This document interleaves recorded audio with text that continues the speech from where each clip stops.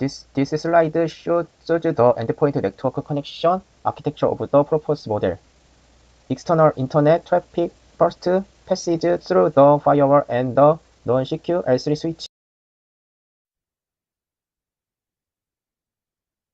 Hello, I am Namju Lee, who is in charge of the paper, the presentation. So let me start my presentation on this topic that I am studying. The topic of the presentation is medication data risk conversion technology from improving electronic medical record data interoperability. You can see the order of the presentation.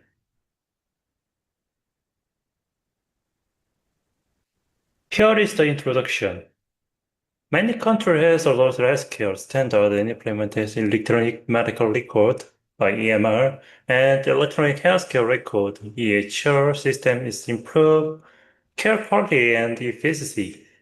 But data remained confined within hospital, limited interoperability. Personal healthcare record PHR enable patient-centered data management, yet integrated data from multiple sources require a unified system to overcome structural difference with EMRs and EHRs. The HL7 file standard aims to enhance healthcare interoperability, but converting hospital EMR data into file format is complex and limited practical data utilization.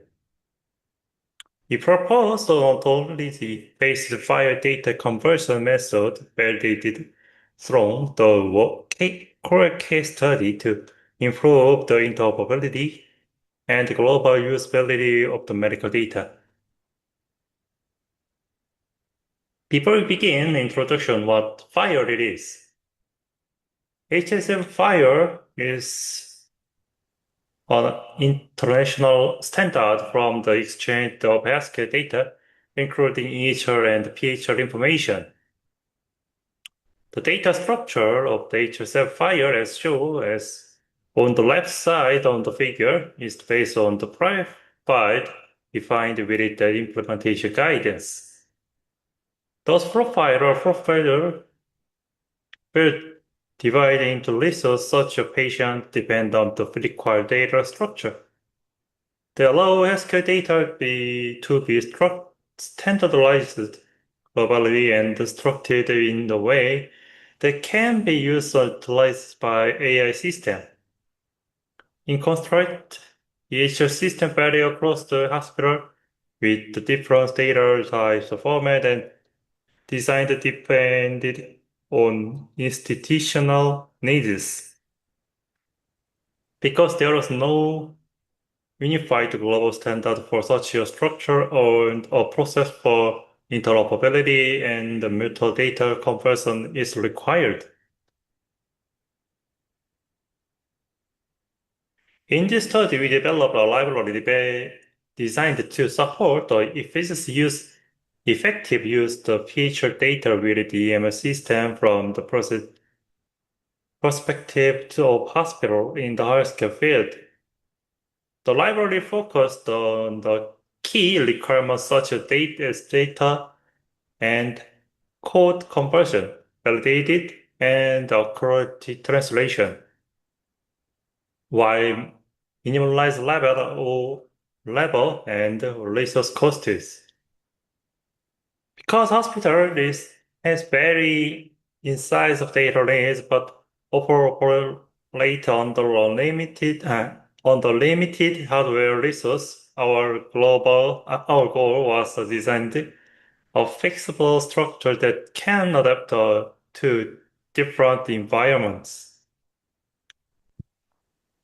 We also add federal to make data conversion and management easier for administrators and to support annual data processed for research and public interested purpose.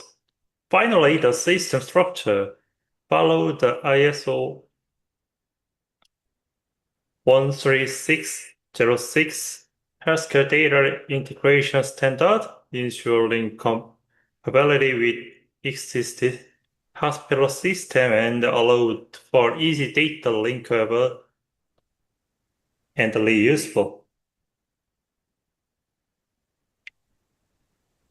Next, the implementation and experimental process for this study. Step 1. Analysis the understanding of EHR data or structure within the hospital. Step 2. Link the EHR structure with the file transfer map. Step 3. Batch data converts based on the transfer map. Step 4. Fortification and evaluation of converted data. The images you illustrated for typical difference in the data conversion speed between the Happy-Fire-based client development method, which utilizes the hard-code logic, and the transfer map-based conversion method.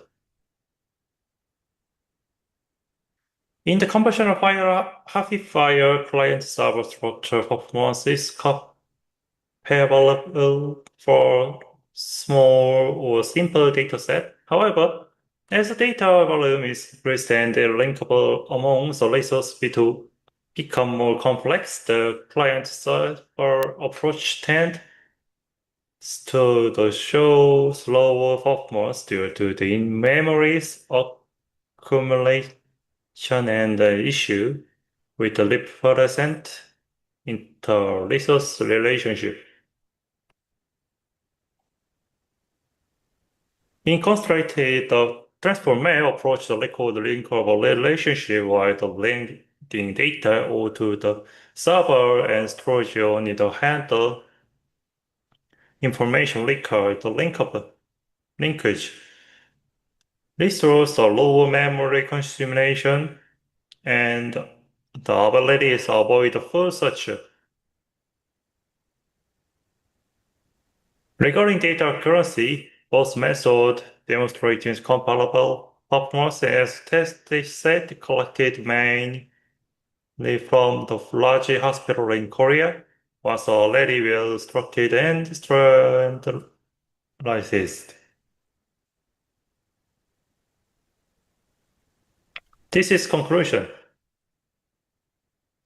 Our study presents a feature data generated and conversion technology.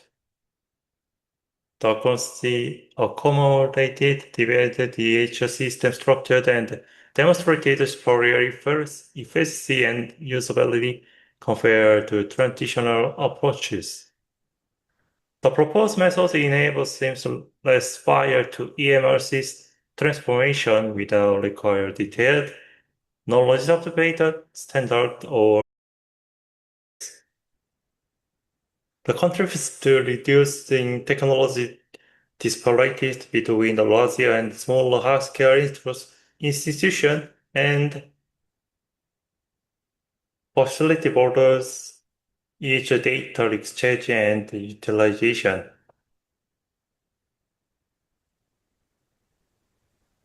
Further work with cost integration, NLP-based AI inferior to automated and refined transfer map generating for improved interoperability. Following the experiences gained from the real-world implementation, further research is being conducted to enhance the approach as it showed the strong potential for adaptive cross-device healthcare setting. Those are sites of reference.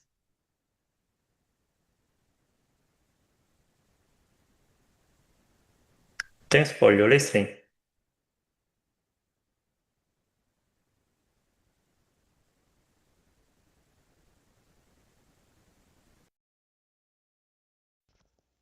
Hello everyone, and thank you for joining my presentation today. My name is Min-Soo Kim from the Korea University of Technology and Education.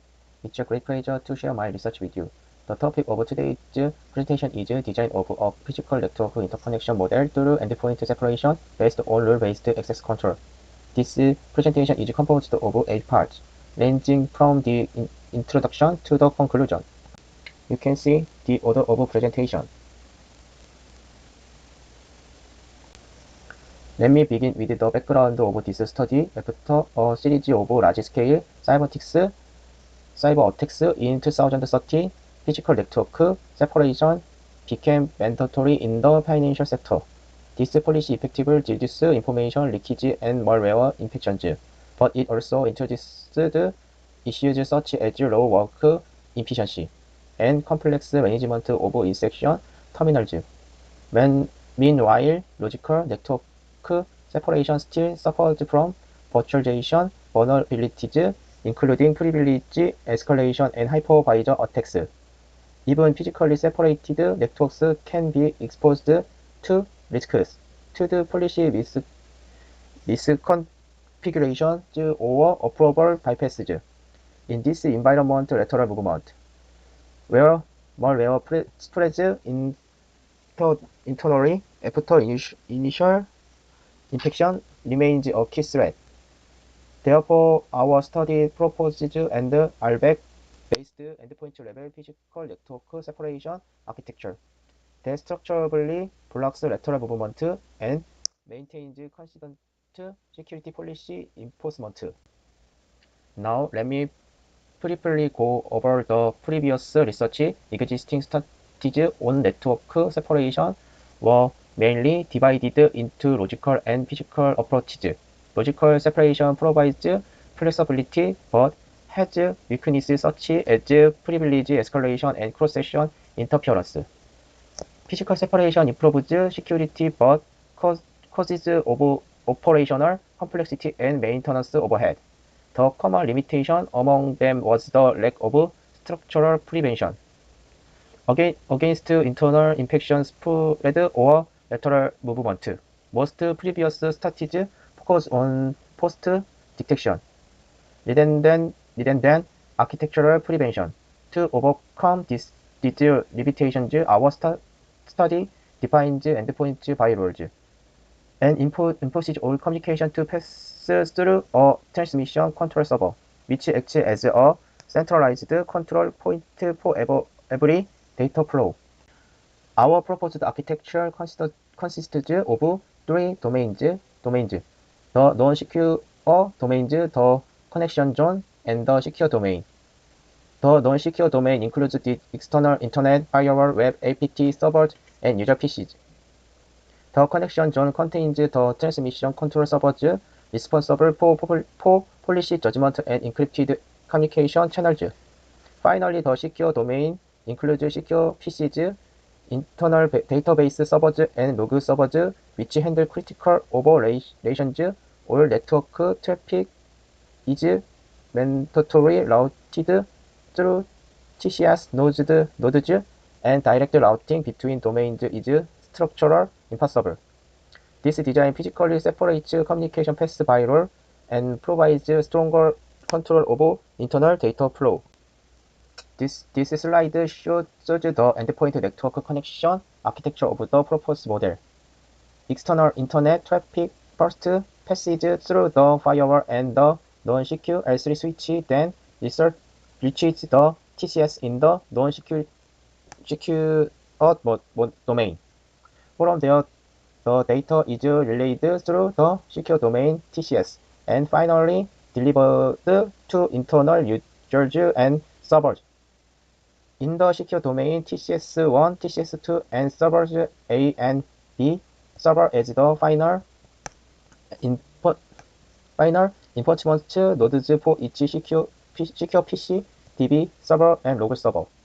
All communication paths are structurally approved by the system, and direct communication routes are completely blocked.